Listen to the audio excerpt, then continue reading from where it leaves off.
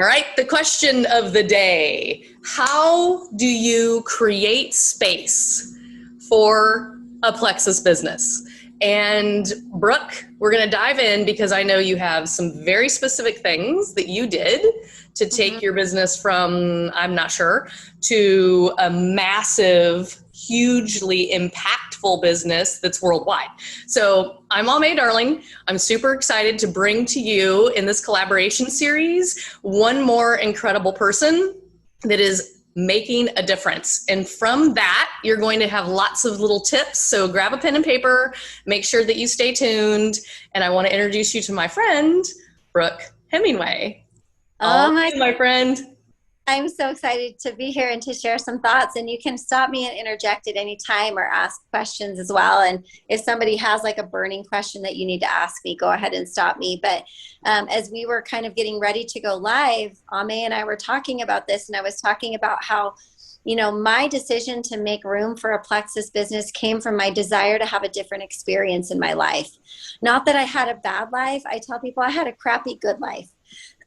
And meaning, like, we had the things that we wanted. We had a nice house. My husband had a great job as a physician, but there were so many crappy things in my loneliness, in our lack of family time, in our lack of connection as a couple, in the lack of relationship we had with our kids, in the lack of community I had in my life, in the lack of energy and health and vitality I had in my life. And so there were so many things in my life that made me feel like this good life of mine was crappy.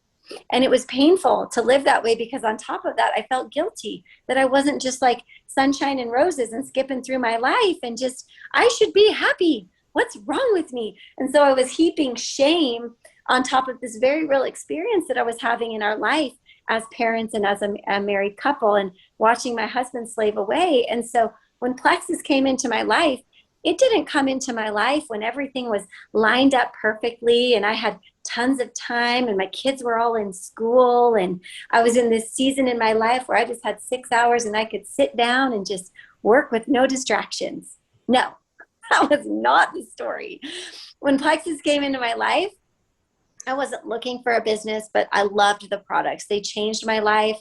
You can look at that health story of mine somewhere else, but I just decided to put up a post and start sharing. I had no time for something like this because I had a newborn. I legitimately had like an 8-week-old when I did my first post, and I had a 3-year-old as well, and I had 3 other kids that were young school-aged kids. And so there was a lot going on in my life and a lot of obstacles to overcome, including my excuse that I don't have time, including my excuse that I don't have support, including my excuse that I don't know how to do social media, or whatever other reason I could come up with, which were all very valid reasons. And I could get a trophy for those and win an award for those. And I guess what? I would get the same life that I had. I'd get that same crappy good life if I was going to accept those limitations and those excuses. And when I thought about that, that was really painful to me. I was like, I cannot do another year of married life and mom life and family life like this. Now, for you, it might be something different. It might be like, I cannot do another year of being negative in my bank account. I cannot do another year of feeling like I have nothing purposeful in my life. I cannot do another year of arguing over this or that or whatever in my house. Like I can't do another year of having this pain or discomfort or health issue or whatever. Like eventually you just decide I've had enough. And so when I decided I had enough, I took a look at my life and I took a look at like all these kids I had and the fact that my husband worked 80 to 90 hours a week. And aside from that, just to keep his sanity, would have to surf most days of the week, just so that he wasn't always a working machine. And I was like, well, I can either say I can't do this or I can create some solutions.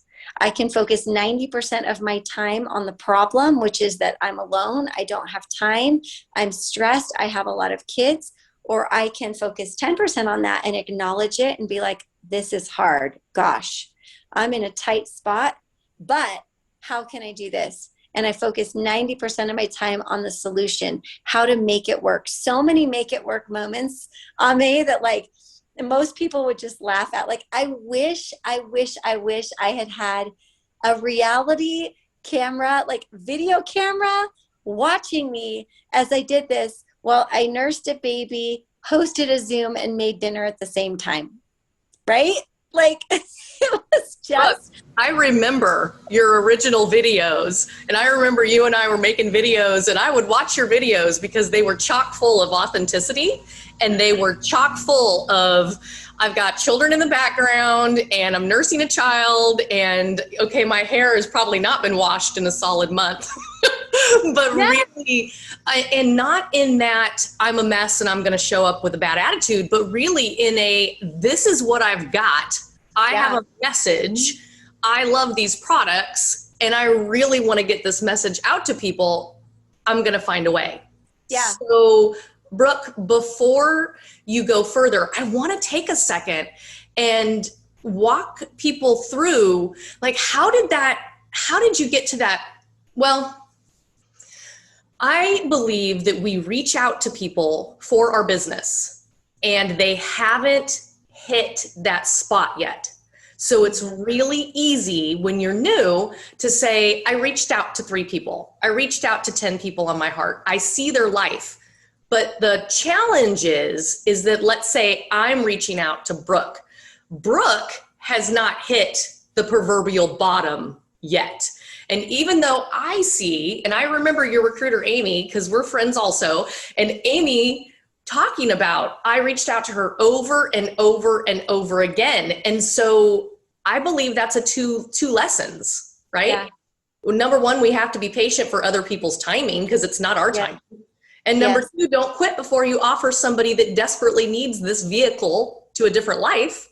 Yes. The opportunity to hit their own bottom. Wouldn't you agree?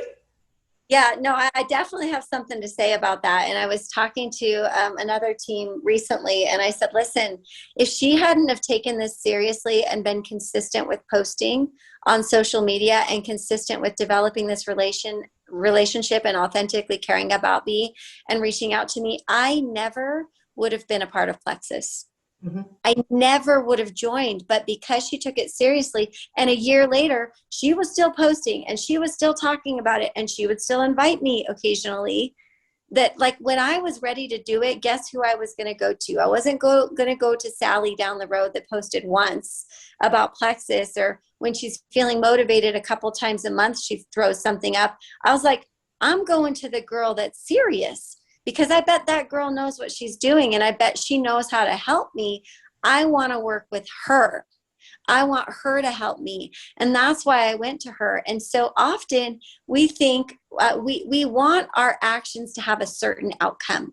So we want to know, if we reach out to 20 people, that 20 people are going to want to watch a video, or 20 people are going to want to try a sample, or 20 people are going to want to go.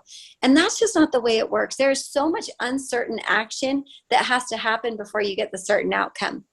And so I believe that if people would just trust the process and take more uncertain action without attaching to the outcome, and just be like, I'm going to do these things that Aimée teaches me. I'm going to do these things that Brooke teaches me, because I know eventually, if I am that person that's reliable, that's consistent, that's doing the activities, my time is coming. Like my friend Tiffany Peterson says, who you've been introduced to, your harvest cannot be denied.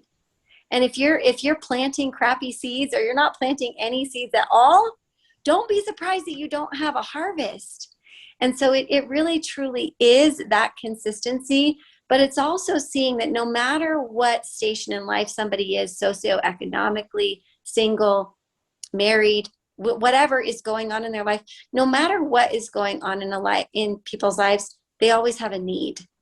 And we always have a need for progress. We always have a need for purpose. We always and I didn't know I had those needs, but there was something that she saw in me that she reminded me of, and that she told me about, and she told me I could be good at this, and she told me I was going to be amazing, and she saw that sort of leadership ability, or that ability for me to connect with people, or that ability to just not give a rip what people thought about me. Like, she saw that, and she brought that out in me. So be that person also, that even if you're scared to reach out to somebody, even if you think they're better than you, they're not better than you.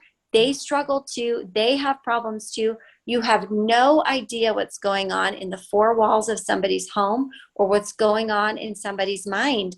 And the thing that I've been really quick to touch on this, one more thing that I've been feeling so strongly lately and teaching my team and other people that I teach is just, it's not your job to decide. Like, it is only your job to ask and put it out there and to do it abundantly. And it is the creator or the Lord or the universe or whatever you believe in. It is their job to soften people's hearts, because you never know when somebody's just going to have their heart splayed wide open and they're ready to receive. But if you're like, well, I tried that once. I asked them once. I put a post up once. I invited them to something once. Well, that's nice. But maybe that wasn't their time. Maybe that wasn't the golden hour. You need to ask abundantly so that people's hearts can be opened by the creator of all hearts. Like, that's your job. And so if you can just say, it's just my job to ask abundantly, that's it, and then those people will come to you.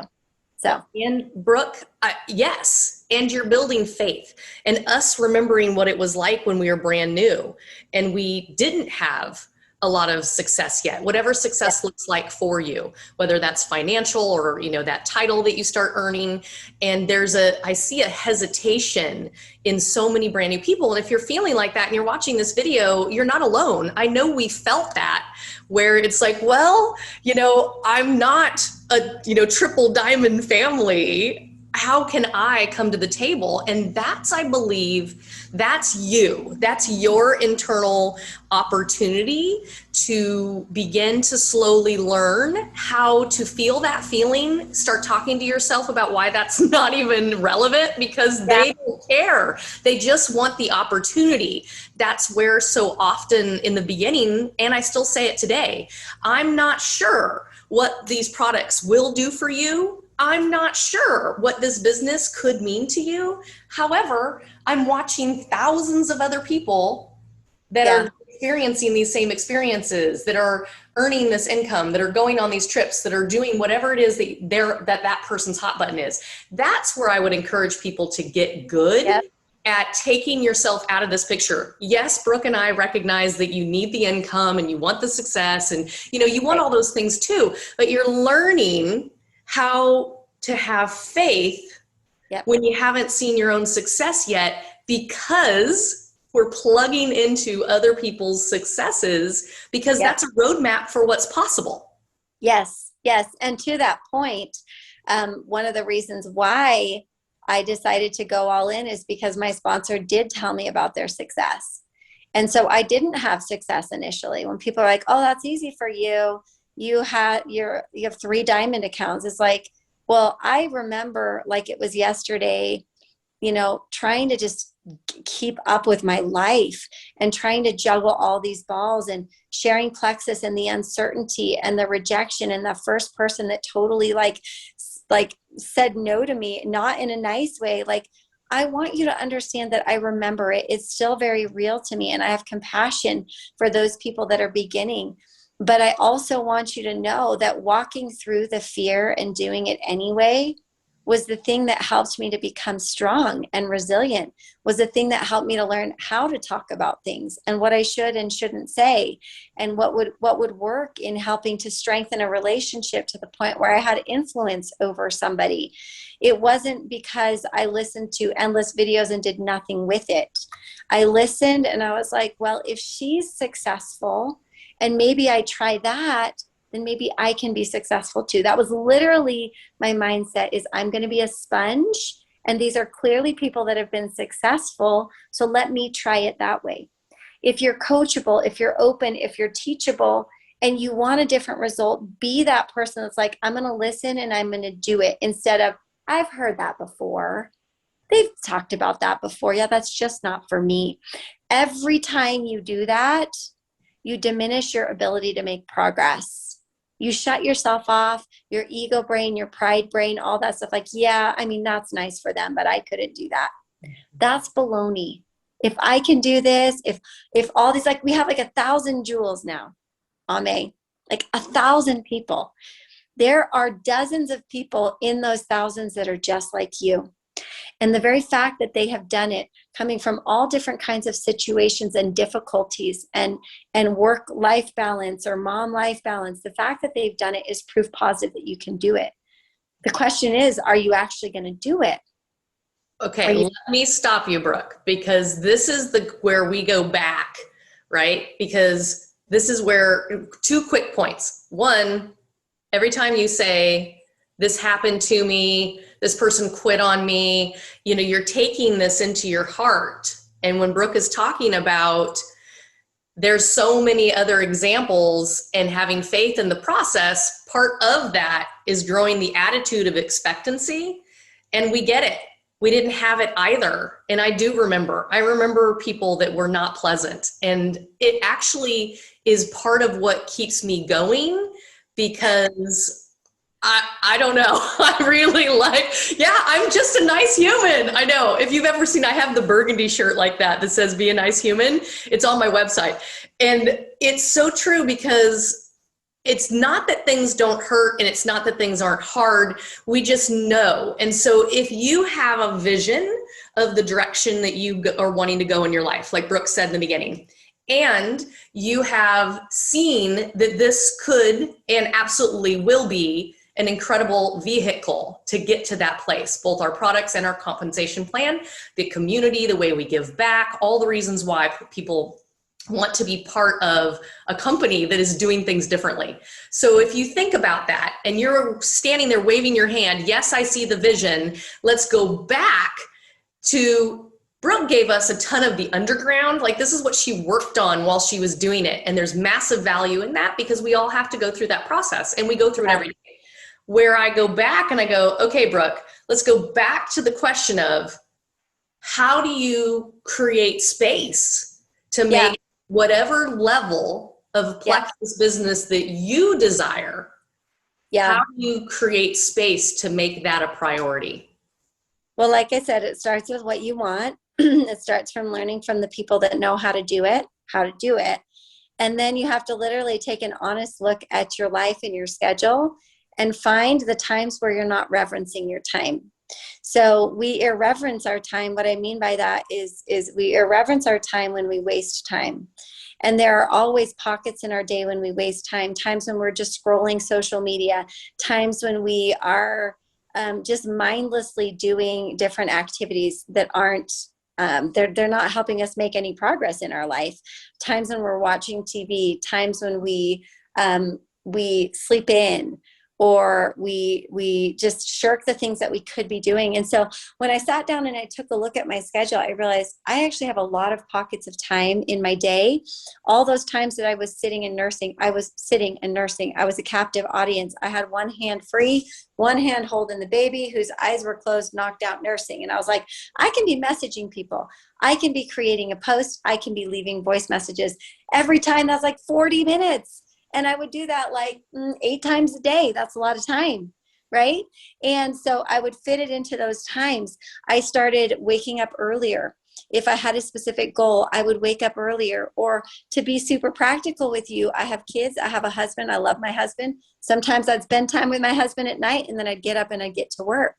I had to be creative with the solutions, because I was either going to accept my limitations, or I was going to make those spaces first thing in the morning, late at night, or I call it the magic hour when you have kids, which is like that hour before dinner, when they're typically done with homework or schoolwork. They don't want anything to do with you, because you've probably just been hounding them with their homework or whatever, and they just want to go off and play. They go outside and play, they go play with their Legos, they go do stuff, and I'm like, I have an hour where nobody's bugging me, and I can be like stirring the pot, making dinner, leaving voice messages, putting a post up. Like, I was literally the girl with the laptop on the computer, making dinner, working my business. And so I started paying attention to the lulls in my day, or the periods in my day where it would be more natural and less stressful for me to work, which wouldn't be between 7:30 and 8:30 in the morning. That's when everyone's waking up and everybody's starving and everybody needs to get dressed. Like, not the right time for me to work my business. But we all know that there are times in our day when our kids are distracted, our kids are entertained, our kids are playing, our kids are doing school. If you're homeschooling, like there's those times in the day, and I have a choice in how I use my time. I have a choice in how I prioritize my time. And magical, miraculous things aren't going to happen unless I choose how to use my time wisely. And so it was a lot of multitasking between the nursing and making dinner and doing the dishes while listening to a video to learn. And then once I was done doing the dishes and I'd listen to that video, trying out the thing that I had learned immediately. Learning, friend, acting. That. If there was one thing, Brooke, that people take from this video, honestly, like my mission is to stop consuming without trying. We've all been guilty. Yes. Really. I literally tell people, like, don't do my stuff, like, don't take my stuff, don't do anything, anything of mine that I have that I offer unless you plan to do something with it. Absolutely. Now, our next video series, I have a video series where I took your IPA sheet because that's the question that people will ask. Okay, so I'm working on understanding where I really want to go, right? I'm getting clarity. I've hit that bottom spot. I really want more. I see that this is my vehicle.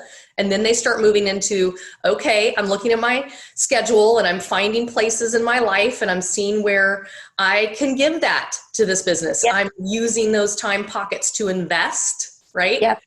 Because we all know people that do Plexus full time that get less done than people that work full time. For sure. It actually doesn't take as much time as you think it would take if you're doing the right things and you're doing them intentionally. It's just like when people say they work 8 hours, I'm like, she probably worked 3, like less than half. She was actually working. So it takes way less time than you think it's going to take when you pare it down to the actual activities that produce results, produce income, produce conversations. So if you have this story going on that it's just taking so much time or it's just taking too much time, be brutally honest with yourself and look at how you're spending your time and how you're planning. And if you're not, become a boss with that and really try it out in the way that, Aimée does it or I do it, and how we put it into these pockets and we decide the night before or the morning of, this is what my day is going to look like. This is when I'm going to message people. This is when I'm going to prepare posts for tomorrow, which I do the night before. This is like, you just start working this into pockets and you're like, I've done everything that I needed to do today. Amazing. Yes. I can go a life. Well, and Brooke, we know I could chat with you all day because there's a process, right? Yeah. What we really want to share our hearts about today is that when you make the decision that good, bad, ugly, it's not going to look perfect, but you're going to show up every day. You're going to create space for this business that can be anything. Yeah. And the trip up point is when people are like holding on. I just started so I could get healthy. Yes. And now you see everybody around you needs what you have. And by golly, you could actually, change a life and be part of the ripple. And oh my goodness, Plexus is going to pay you, holy smokes. And now your business has turned into this saving grace for your family for generations to come. We get it because we were there. I just want to ... is so often where we all start. So where I would encourage you, and I know Brooke and I could keep talking about, well, how can you find pockets? Well, this is now for you, right? This is now for you to turn around and say, okay, grab any IPA sheet that your person that brought you in recommends. And it doesn't matter which sheet you're using, just start doing that work during those pockets. And then you'll start to see all those changes will happen. Yep. Obviously. I mean, wouldn't you agree? Yeah, absolutely. I mean, there's a dozen ways to do the same thing there. And you have to just stop looking for the new magical way to do it. And eventually you just have to decide to do it. And that's what I have done myself. And anytime I get stuck in analysis paralysis, I'm like, let's have a moment of honesty here. I just need to do the work. I know what works and I just need to do it. and commit to it. And so, that's what I would say. And I would say, I want to say as I close that it is so worth it. Sometimes people ask me, like, was it worth all of the time that you put into it? Because I did go really fast and really hard. And I've done a lot in 5 years in network marketing. I would do it all over again. I would absolutely do it all over again. All the fumbles, all the failures, all the highs and lows, everything, all the hours, late nights, early mornings, fitting it in when kids were napping. I would do it all over again because I really don't see out there anything else that has the power to change a life in such a radical way as this. And so I absolutely love it. And I just want to encourage you to set your excuses aside, your limiting beliefs, the things that you keep telling yourself that really honestly aren't serving you, to set those aside and just to be open to take the counsel and the wisdom of your leadership and go for it. Just go for it. What would it feel like to just go for it? I'll tell you, it feels amazing. And you'll be so glad that you did that. So that's what I want to leave with you guys. Okay, Brooke. I want to share, this has just been sitting on my heart the whole time we were talking, one of the first nuggets that I ever took from you and during a training that you had so graciously opened. And one of the most important nuggets, and I keep remembering this every day, it's showing up and doing just even that one thing. It's keeping promises to yourself. Yes. The dream that you have in your heart, the dream you have for your family, the dream you have for your future, being faith-filled to work the process, you will walk away fueled because you kept a promise to yourself. And Yes. that is honestly what, during hard times and crazy times and all the things we've all been experiencing as I coach with people, the number one thing that I see that makes people want to continue to carve out time for a business that isn't instantaneous, but oh so gratifying, it's because you walk away knowing that you kept your promise to yourself that day, and it'll make you keep going forever. Absolutely. Amen. No, I love it. All right, lady. I appreciate you. Check out the next video series on the IPAs, and any IPA sheet will do, giving you tons of examples and just getting to work.